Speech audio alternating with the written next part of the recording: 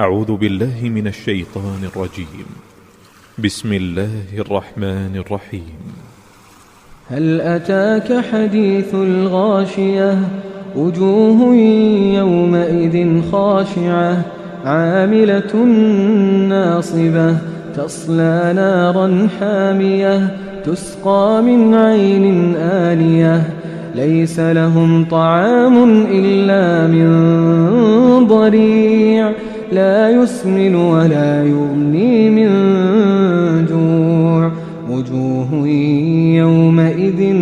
ناعمة لسعيها راضية في جنة عالية لا تسمع فيها لاغية فيها عين جارية فيها سرر مرفوعة وأكواب موضوعة ونمارق مصفوفة وزرابي مبثوثة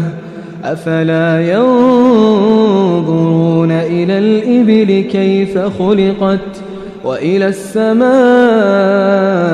كيف رفعت وإلى الجبال كيف نصبت وإلى الأرض كيف سطحت فذكر إنما